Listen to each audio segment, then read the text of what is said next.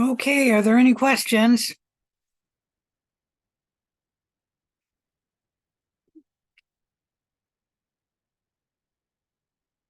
Let me share my screen. If there's no questions, we're going to begin. Let me state that don't forget about your unknown project. I sent out the first results several days ago. I don't remember when it was. I have to look it up. But so you have your first results. You can take a look at those results and take a look at the species and the table of the results, not the results, the tests, and determine what test you want to run next. And then put that, well, you should put your results in the unknown notes page and put in your conclusions. And then at the bottom of that page, put the test you want to request next. You do need time to get this project done. It generally takes students like around five or six test requests, and I've given you first three, but that means you'll have about three more test requests you'll need on average. Some students will have to give more test requests, and some students will give fewer test requests. I had somebody who just guessed the right test, and I think she's figured out what her unknown already is. But most people will not be that easy where you get it just by asking one test. So get started on that because it will take you time. Let me see. Am I sharing my screen? Yes. Great. All right. Let me go to the syllabus. My computer is going to be a bit slow because it's making the Zoom a meeting file from the lecture. This isn't what I wanted. Let me close that down. There we go. So today we're doing Lab 8, is that right? November 1st, yes, Lab 8, identification of gram-positive organisms. You're also working on your unknown work. Please note that your infectious disease paper is due this Saturday, November 5th at 11:59 p.m. And I'm still having some people request a topic to do. You do need to request a topic. This late in the term, if you're going to request a topic, you'd better request several possibilities because all of the common infectious diseases have already been taken, like tuberculosis and the measles and HIV. All of the common ones have already been taken. So unless you have something very unusual, you should ask for more than one possibility. And then I can get it to you in one message. Remember, your unknown project work will be requesting via email, but your unknown work, you're going to be working that in your unknown notes page. Any questions about any of that? All right, let's take a look at Lab 8. I should also mention that if you're having trouble with the unknown project, reach out to me early, because if you do it late in the term, you may not have time to finish the project. Lab 8, identification of gram-positive organisms. We're going to look at gram-positive cocci and gram-positive bacilli, and I don't know why they're not lined up. Gram-positive cocci are Staphylococcus, Clostridium, Streptococcus, and Bacillus. Excuse me, Bacillus isn't a gram-positive cocci. That shouldn't even be there.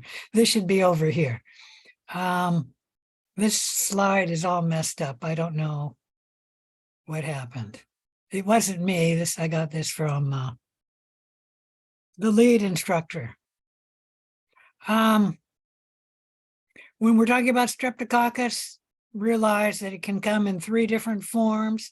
There's Streptococcus that can engage in beta hemolysis, alpha hemolysis, and gamma hemolysis. We're also going to talk about Enterococcus, which I think that is actually a coccus. So that shouldn't be under the gram-positive bacilli. Like I said, this slide is all messed up. And we're going to talk about Corynebacterium, which that is a gram-positive bacilli. We're going to talk about the family Bacillus, which is a gram-positive bacilli, and then the Listeria. There are some video clips to do today and some case studies. You will be using a dichotomous key to do the case study, and these last 2 are provided as separate files in Canvas. Let me see if I can show you that. I got to log in, but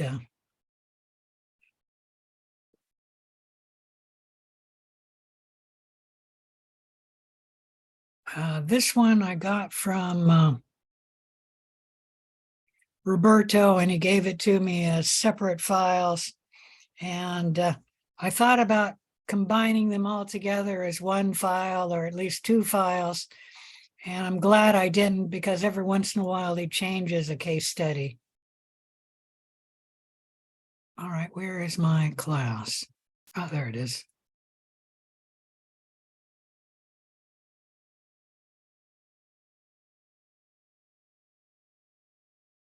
Anyone know what week we're on? Is it week 5 or no, it must be week 6 or maybe even week 7. We're on week 7.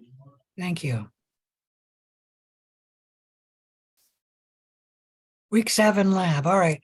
So this is what I'm showing you, although mine is modified because it's highlighted so I can more easily talk. And then there's the worksheet. I haven't showed you that yet. Put your answers on the worksheet, and it's due November 5th. And then these are the case studies. We'll talk a little bit more about them, but click on that. Why did I lose that? Oh, geez, don't want that. I don't know why that moved. Now, where is this? Ah, well, hopefully you guys saw that because I'm not able to see it now. Let me go back and start all over again.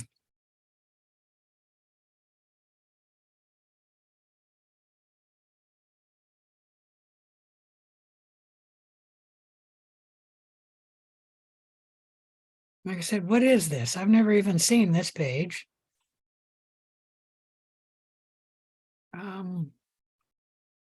Let's go back. Maybe Canvas is shut down at the moment. I'm going to do this on another page. Oh, there we go. So I'm still logged in.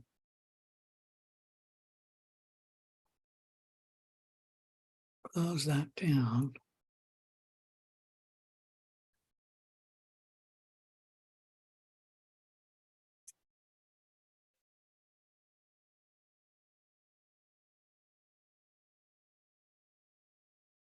All right, so when you're doing the case studies, you got to click on these links to each of the case studies. It will be a case study, which is an actual case, a clinical case. And let's see if this comes up. Oh, there it is. Oh, it's not going to display well. Let's see if I've got that. I do. Case study 1. What the heck is this? There we go.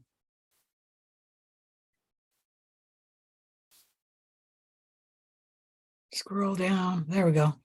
Case study 1 is about a 13-year-old teenager, and he went to a summer camp. And upon returning home, his mother noticed a pustule on his arm that looked like maybe a spider bite. The area was warm to the touch, becoming extremely painful. when son starts running a fever, she takes him to a walk-in medical clinic for evaluation. They order a gram stain, take an exudate, and then a routine culture. And then here are some examples. There's the gram stain there. There's the bacteria there and there. And then they culture it. And there you can see they're growing on a blood agar plate. And you can see something happening on the blood agar plate. Take a look at the results. And then they did the catalase test. And there's the results of the catalase test. They then grew this bacteria on the mannitol salt agar, and you can see it growing on the mannitol salt agar. Mannitol salt agar is selective. It has salt in it, and only things that can grow on salt can grow on it. And it's also differential, and it's changed color from purplish to yellow. And you can take a look at the results and then figure out what's going on for this case study, figure out what the organism is that's causing the disease in this patient, and then state what is the likely organism. What you use to determine the likely organism is you take a look at these results that I just showed you, and then come back to see where I've got that. Come back to here and take a look at the results and look at the dichotomous key. We have a dichotomous key for gram-positive organisms, which they're all gram-positive, cocci and bacilli, depending on what the boy had. If it was bacilli, you scroll down. Oops, why did I lose that? For some reason, this computer is occasionally doing things on its own. Scroll down, and the second page is the bacilli, an anaerobe or an aerobe, endospore forming, non-endospore forming. And then you break it down by the CAMP test. And, you break it first down by hemolysis. And then if it's beta hemolytic, you break it down by the CAMP test. If it's gamma hemolysis, it's Corynebacterium. Now, what happens if it's endospore forming? I don't know. We'll have to look further. If it's a cocci, you go on the top part. And you break it down, the catalase positive, catalase negative. And I did show you that. If it's catalase positive, you then do the coagulase test. If it's coagulase positive, it's Staphylococcus aureus. If it's coagulase negative, it's another staph. And then we do the novabiocin test to separate out Staphylococcus epidermidis from Staphylococcus cephalocidicus. Okay. All right. Any question about how you use the dichotomous key? And note that the dichotomous key does have catalase negative cocci over here. Let me see if I can get to it. I have to scroll all the way down. You'll have to look at it because I'm not getting it. Oh, I know I'm not getting it. Here we go. No, that's not the right one. You have to scroll over, and I'm not able to scroll over at the moment.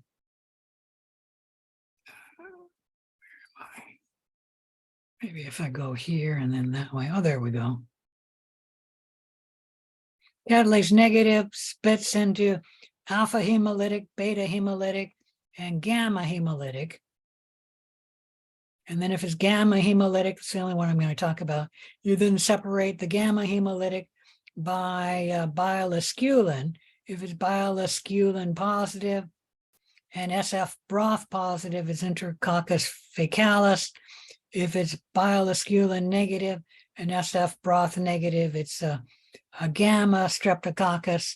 And we're not probably going to separate it any further than that. All right, any question about any of that? How you use the dichotomous key and how you use the case studies? Are we allowed to use the dichotomous keys for our unknowns? No, the dichotomous key is only used for this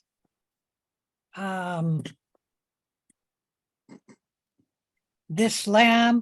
You cannot use the dichotomous key here for another lab or for your unknown project. For your unknown projects, you want to use your table of the unknown species under consideration. And let me see if I can show you where that is. It's lab 5.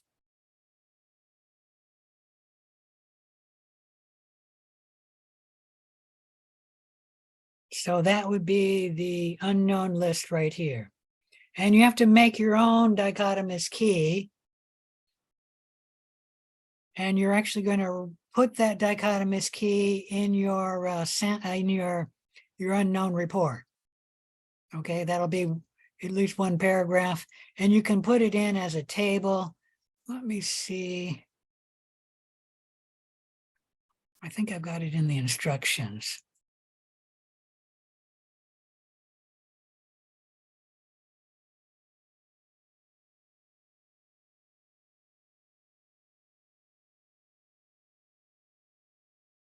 So this would be your dichotomous key after you've done your different tests.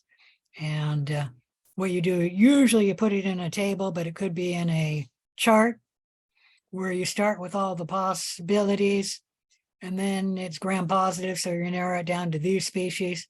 And what is that? Catalase positive, so you narrowed it down to these 4 species.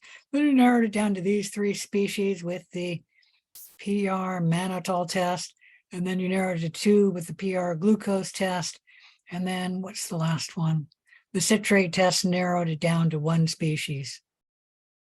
So this is how you built up your dichotomous key, to identify your unknown species. And you have to give a table of your dichotomous key that you use to identify your unknown species in your unknown report. Any question about that? And that's where all the species are listed that could be from the unknowns? Yeah, it's from this, not from here, from the table Okay, right perfect. there. All the possible species. Awesome. All right. So I'll leave that open in case I need it, although we can close that one because I've got it up. Let's go through the lab.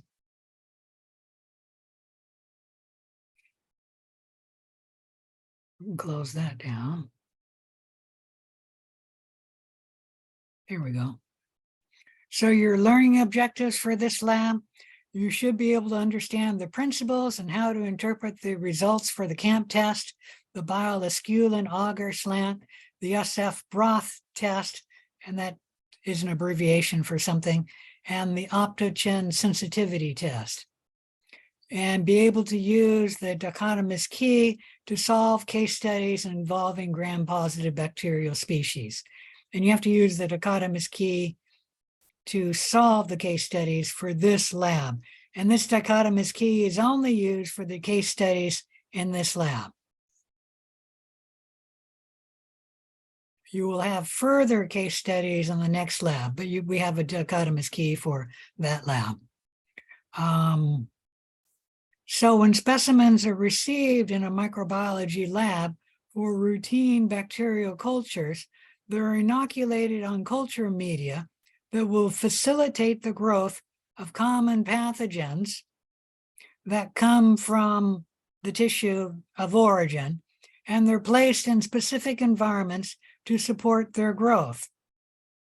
Microbiologists use colony morphology and the Gram stain to provide important information to begin the classification of the bacterial isolates. However, further biochemical testing is required to identify the bacteria species. In this lab, we're going to look at the CAMP test, the Bialis-Scullin hydrolysis test, the SF broth test, and the Optogen sensitivity test. The CAMP test is an acronym of 3 microbiologists' names. So CAMP stands for Christie, Atkins, and Munch Peterson, who first described the CAMP test, which was an amplification of the hemolytic effect that some beta hemolytic organisms have when they're physically grown near Staphylococcus aureus. A single streak of beta hemolytic producing Staphylococcus aureus is placed down the middle of a blood agar plate or BAT plate. Perpendicular to the Staphylococcus streak, another streak is made with the test organism. And then we look to see how the test organism looks. We can have no enhanced hemolysis near the Staphylococcus aureus. Streptococcus pyogenes shows no enhanced hemolysis near Staphylococcus aureus. Let me blow that up a little. This is the streak of Staphylococcus aureus. There is the hemolysis from Staphylococcus aureus, and the streak from Streptococcus pyogenes, we can't really see it. It's sort of blurred in there. And that's hemolysis from the Staphylococcus aureus. You can have a slightly positive CAMP test, and Listeria shows that, where we have the streak of Listeria coming here, and the Staphylococcus aureus here, and we have enhanced hemolysis, just slight, of Listeria in this region near the Staphylococcus aureus. We have no enhanced hemolysis in this region of the streak of Listeria. So slightly positive. And then we have a full positive CAMP test with Streptococcus gauleatia, which is streaked here. And here we have no enhanced hemolysis because it's away from Staphylococcus aureus. And there we have enhanced Staphylococcus aureus. And the enhanced Staphylococcus aureus usually takes the shape of an arrow. I don't know why it takes the shape of an arrow, but it usually does. Okay, any question about any of that? There we can see the streak of Staphylococcus A right there, and that's the darker line. And right there is the beta hemolysis that's not enhanced. There is the enhanced hemolysis. Any question about that? So the CAMP test can help you identify species, especially among the Streptococcus family, as well as the Listeria.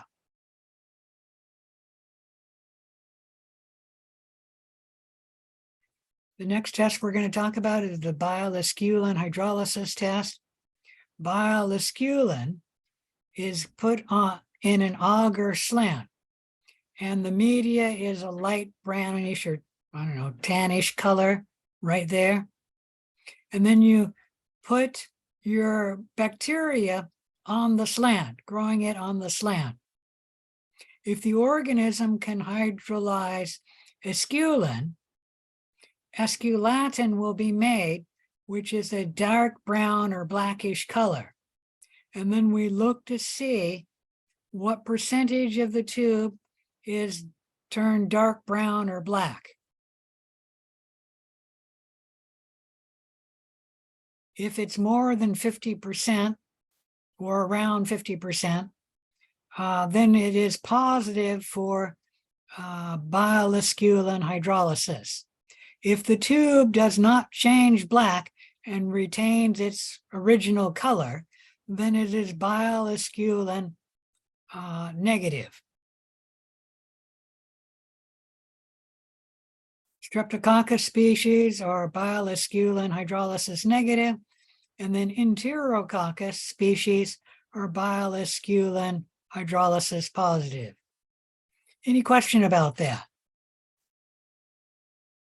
The SF broth test stands for Streptococcus faecalis, and that species is no longer called Streptococcus faecalis.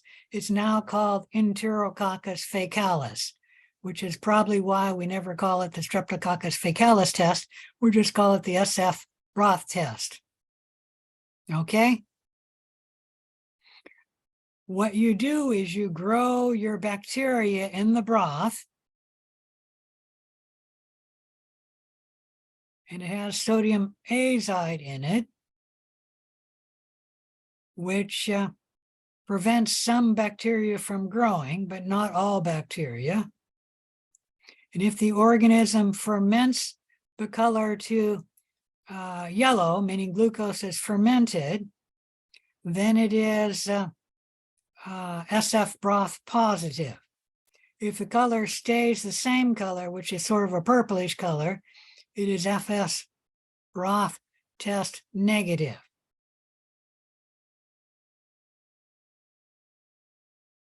Enterococcus faecalis will be turning the tube yellow or SF broth positive, and the Streptococcus species will be SF broth negative. Any questions about the SF broth test? All right. The Optogen sensitivity test is testing the bacteria's sensitivity to the antibiotic Optogen. It's used to differentiate between Streptococcus pneumoniae and other alpha hemolytic streptococci. So we're looking at the Streptococcus family, and if it's Streptococcus pneumoniae, it is sensitive to the antibiotic Optogen. So what you do is you take your alpha hemolytic bacteria and then streak it on the plate. Before the bacteria grows, you put on the antibiotic disc containing Optogen.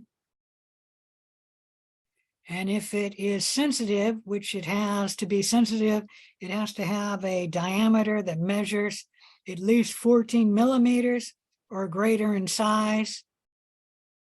And then it's sensitive, in which case it'll be Streptococcus pneumoniae. If it is resistant, meaning there is no zone of inhibition around the disc, or if the disc size is less than 14 millimeters in size, we say it is resistant, in which case it is some alpha Streptococcus, but not Streptococcus pneumoniae. Any question on Optogen sensitivity test?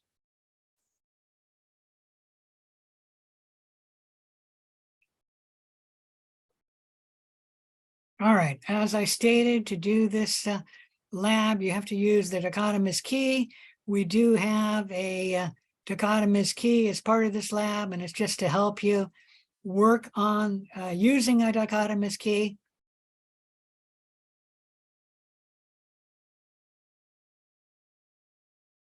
Do not use this lab dichotomous key for your unknown project.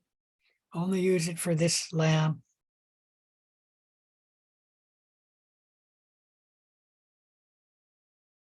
All right. So I think that's the lab module. So let's talk about the lab exercises. You're not physically going to be performing any of these activities because everything's going to be done online. However, you will be held responsible for knowing and how to perform and interpret these tests. Here we have a video clip of the SF broth test and the bile esculin test. We also have a video clip of the CAMP test. And review and how to interpret the following tests and complete this chart. Let me go to the worksheet now. Right here. So to do this worksheet, some of the things you can get from this lab, like the CAMP test, you can get from this lab. But the oxidase and the coagulase and the catalase, you're going to have to get from an earlier lab. I don't know if we've done the catalase test. I mean, the capsule test. I don't remember if we've done that or not, but I've discussed it, at least in the lecture, if not in the lab. And the Schaefer-Fulton stain for endospores, we discussed in the lab several labs ago. You'll need to look up that information to state what the positive result is for each of these tests and state what the negative result is. Okay? The first one has been filled in for you. For the Gram stain, a positive result for Gram positive, the cells are going to be purple for the result, and they're going to be pink for a negative result. Pink, of course, stands for Gram negative, so that's the conclusion, not the result.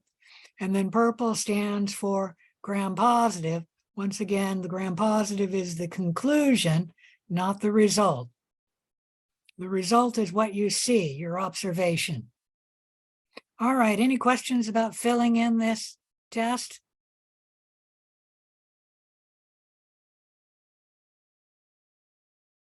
Lasculin, we talked about in this lab, SPF broth, and Optogen we talked about here. There's a video for how to develop and use a dichotomous key. If you're having trouble with the dichotomous key, I suggest you view this video, okay? If you've used a dichotomous key before, you don't need to view this video. The video only helps you understand the concepts of the dichotomous key and how to generate a dichotomous key. So for doing the lab, you need to open the dichotomous key. And then these are the bacteria we're going to look at in this lab. And then answer the case studies. So open the file, case study 1, look at the results and the description in the case study, and then come up with the species name and write your species name for case study 1 here. And then open the file case study 2, read the case study, look at the results, take a look at the dichotomous key, and then list your species that's causing case study 2 here. And do that for 8 case studies. And then that's it for the lab. When you're done, submit your answer to the lab by Saturday, 11:59 p.m. Any questions about this lab? All right, if there's no questions about the lab, go ahead and get started. I will be here to answer any questions till around 8 o'clock or until the last student logs off. Lately, students have been logging off early, and that's fine as long as you get the labs done. Okay?